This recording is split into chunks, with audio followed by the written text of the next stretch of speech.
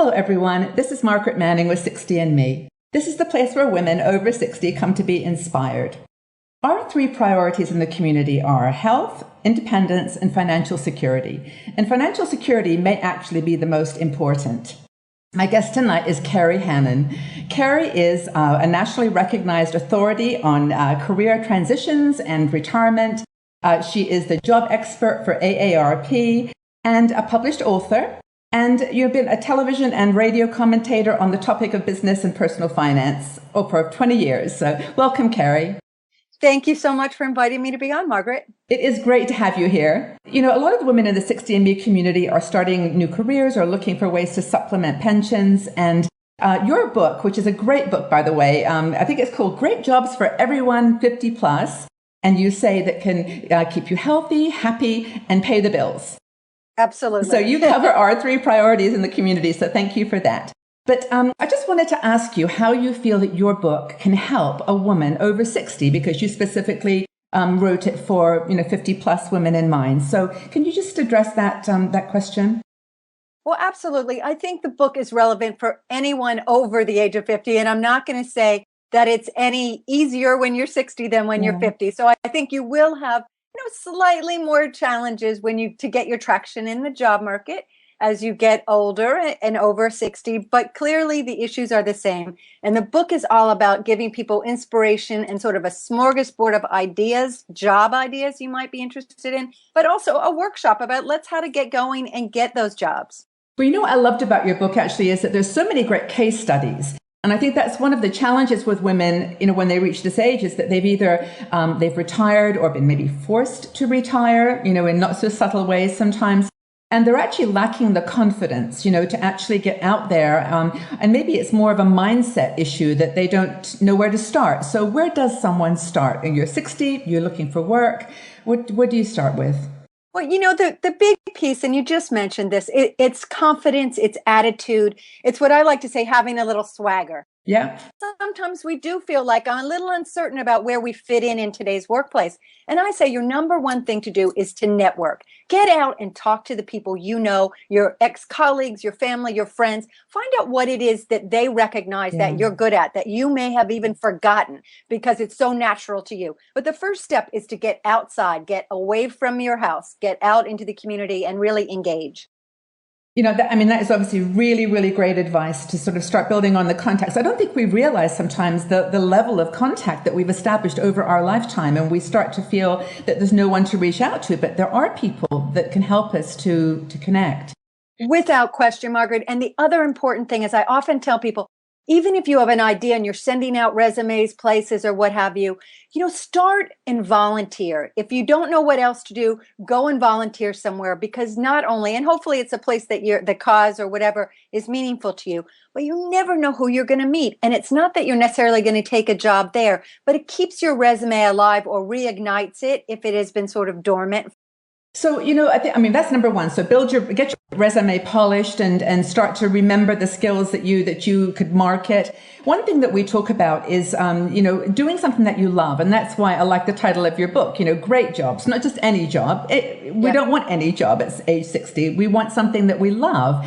So let's talk about starting a new business. I know you do cover this in your book. So what kind of things should a woman be thinking about when she's starting to think about what she'd like to do, what skills she's got that she could charge money for? Exactly. Yeah, it's true. And as you said, a great job, it's like different flavors of ice cream. Like what's a great job to me isn't necessarily for you. Yeah. And so what I really encourage people when you're thinking of starting your own business, and really at this age, we are all kind of tired of working for the man anyway. Mm-hmm. It is our time to do what we really want to do and feel strongly about. So take your time. Don't do anything rash. But really, I call it a little soul searching. Think about what it is you really like to do, what you're good at. And often people go back to things they enjoyed when they were children. And it sounds a little simplistic, but it's true. It really is true. And some of us have natural talents that we may have forgotten about. So kind of do, I like saying in medical terms, an MRI of yourself and get a sense of where are those bright bits of creativity. After you can identify a few things, and remember, nothing is forever. You might want to try out a couple of different things before you find that one sweet spot. But, you really need to do a couple of things. You need to, it might sound romantic to become a chocolatier or something, or, even to be a voiceover artist or whatever it might be, opening a B&B. Do the job first, if possible. If you can if you can moonlight, if you can volunteer at a place where you might want to do that job, talk to people who currently do it and say, hey, what is it really like? Because you may find out it's not quite as romantic as you imagined it to be. And almost anyone I know who started their own business, they work harder than they ever did, but it doesn't matter because they love it. Yeah. And, I guess not being afraid of failure. I listened to a great talk by J.K. Rowling a few days ago, and, the woman who wrote Harry Potter, and she was saying that the greatest lessons that she learned were when she was failing. And I think Richard Branson said the same thing about entrepreneurship. You've got to kind of get out there. And I suppose that goes back a bit to the confidence issue that we talked about. It does. And you're going to have to take some chances, and you're going to have to say, okay, maybe this one didn't work. I'm going to try another path. But if you go slowly and make a plan, and I say do something every day to work towards your goal, but you need to do a couple of things. I mean, you absolutely, if you need to add new skills or certificates to get started in a new field, add that first, get that underway, do the research with the people who are doing those jobs. Make sure there's a need for the job, the kind of work you want to do, suss that out a bit. Add the skills. And another big piece of that is you want to make sure your finances are in order, which I have found, Margaret, that the number one stumbling block for women starting their own businesses is really, it comes down to money. Money. It's not, not being able to get the capital you need, or not having that cushion to allow you to be nimble and get going. Yeah, and I guess you have this urgency when you're a little older, like you want things to happen more quickly and in a rush, and so you're a little less prepared to invest those last few dollars or pounds that you might have, to start something that's not proven or you're not sure will help. But we've talked about, getting your resume together, networking like crazy, planning your next steps. But how does somebody build their brand? I mean, how do you do that? Do you start a blog? Do you, how do you start to get yourself out there? What would you suggest? Well, I'm a big fan of having your own website. If you can, and it's not that expensive to get one started. There are lots of people who can help you out there. It's very important. Step one of a nice, you're creating your own identity, and this is your step out into the world. So I think that's a very important step to take. I'm a big believer in getting on LinkedIn. I think that that's a great way to sort of showcase your talents and who you are. And you need to get on Twitter. So kind of ramp up these tech skills. Now, this is an area, Margaret, that women and men over 60 tend to be a little intimidated by technology. Yes. So if you are, take your time, go back and take a course, ask your I ask my nephew and my niece a lot for help, but do so. Don't be afraid to say, I don't know how to do this. But your real abilities to market yourself today are going to be through technology and online opportunity. You've touched on something that just is really so important, and that is asking for help. No, seriously. I mean, women over 60, we've been trained in our life to be self-sufficient, do things for ourselves, not to need anybody to help us. And I think there are times when it is important to say, hey, I don't feel really comfortable with that. But technology actually is an interesting topic. I mean, most of our women, of course, on Facebook are 37,000 women. So, they know how they're not that uncomfortable anymore. But LinkedIn, I agree with you, is a huge asset. I use it a lot. And, would you say that that's the number one, or are there any other places other than LinkedIn, Twitter? And it depends on what you might want to market about yourself. You might want a Pinterest page. I mean, even I as an author and a speaker, I put stuff up on there that I think are relevant, and it links people back to my website usually, or something along those lines.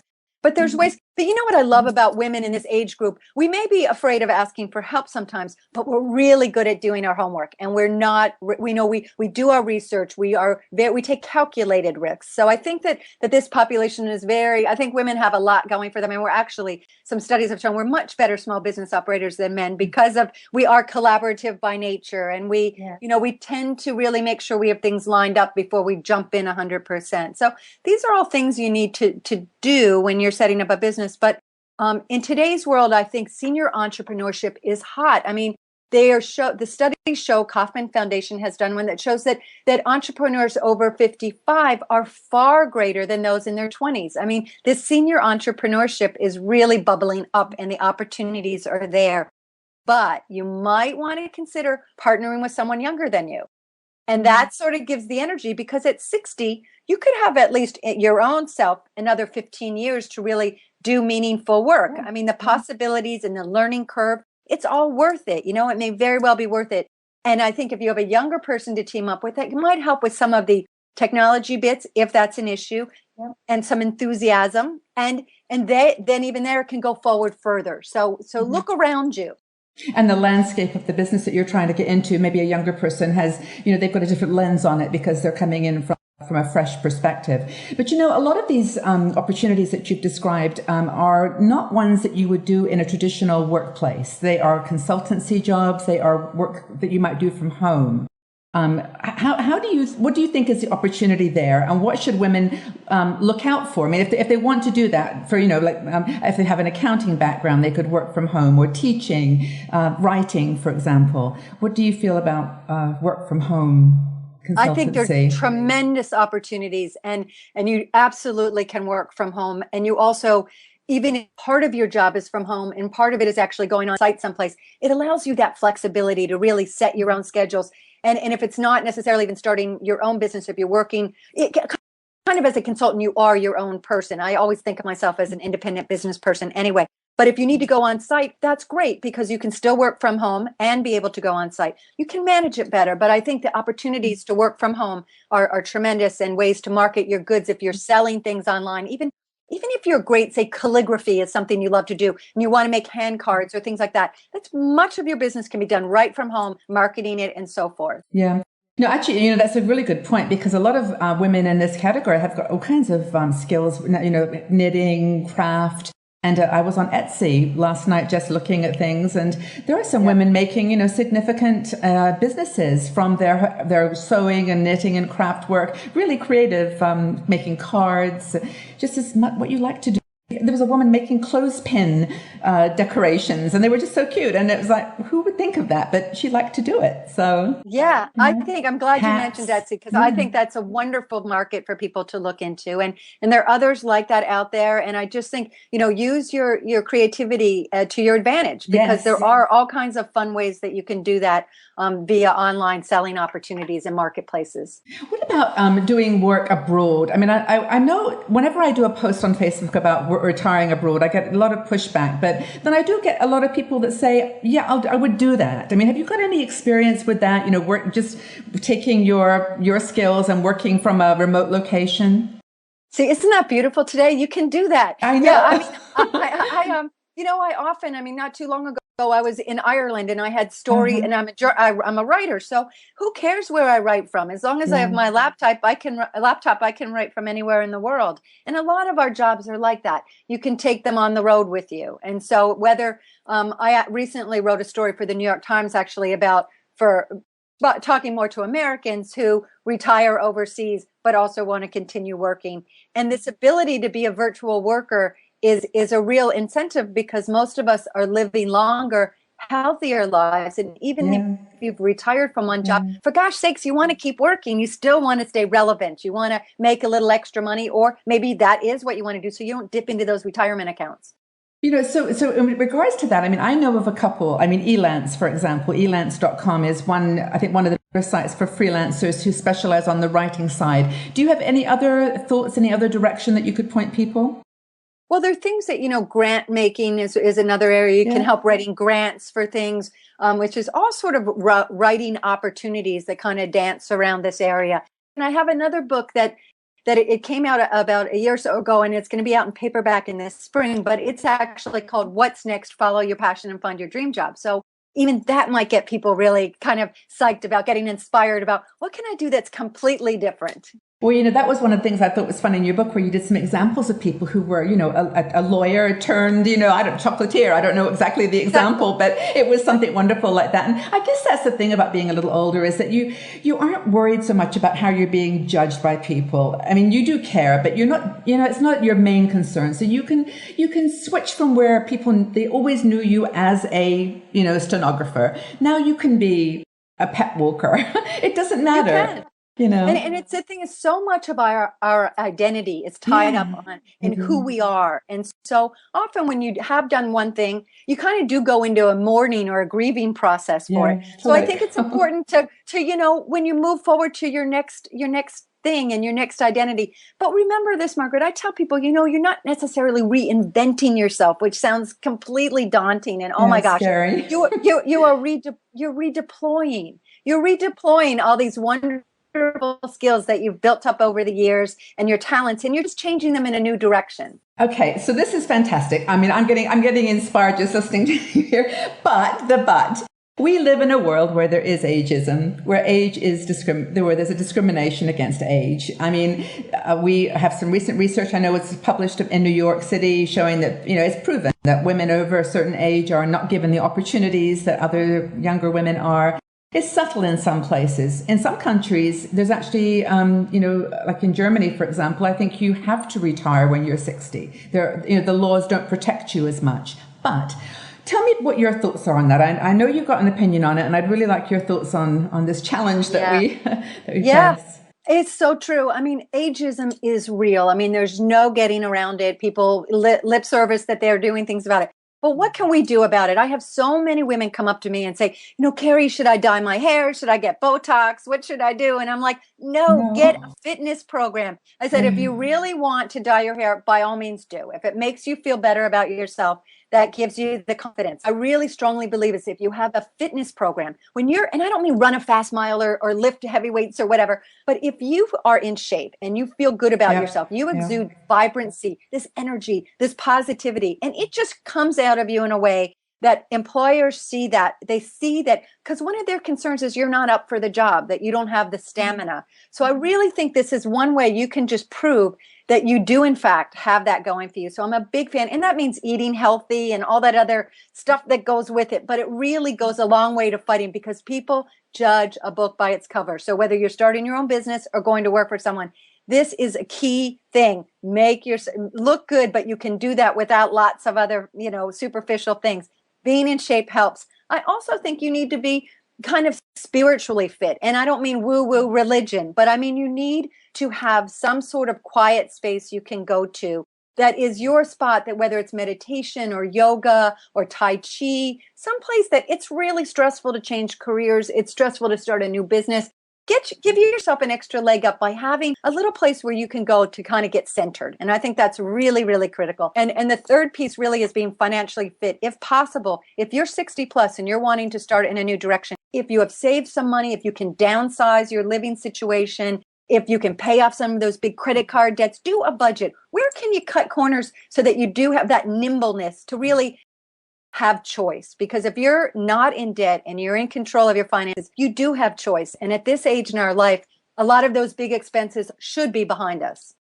So actually, it's really funny, Kerry. I speak to other people, doctors, brain neuroscientists, and they all say exercise is like the number one thing you can do for yourself. And that there's theoretical, but you're making it a really practical thing. And it's so hard to do when you get to be older, because you're maybe not trying to impress anyone, or you just tend to not prioritize keeping fit. But I think you're right that it just makes you exude enthusiasm. And I know when I was in the business world and I was hiring people, enthusiasm was like the number one quality. It was just that excitement about wanting to do this job. So those are three really great pieces of advice. That's great. So even if you have to get a dog and go walk your dog, that's my incentive. That gets me out of the house in the morning. Well, that is fun. Okay, so I have a question for you, and then we'll close. But I just, I don't know about you, but like I've had about 12 jobs in my lifetime, and I'm sure you've had a lot of jobs as well. Tell me what your favorite job was and why. This is going to sound corny, but I absolutely love what I do today. That doesn't sound corny. I love being a writer. I love being a speaker. I like inspiring people and getting out and sort of touching people's lives. And so, I have sort of a rule of thumb. I don't do anything that I don't feel can make a difference in someone's life. And that makes me feel better and hopefully makes someone else feel better. So it really, really has been a great journey for me, and being a writer and working for myself. I have I don't have to report in. I can work everywhere. So that's been great. But, I have sold Avon products door to door as a young person.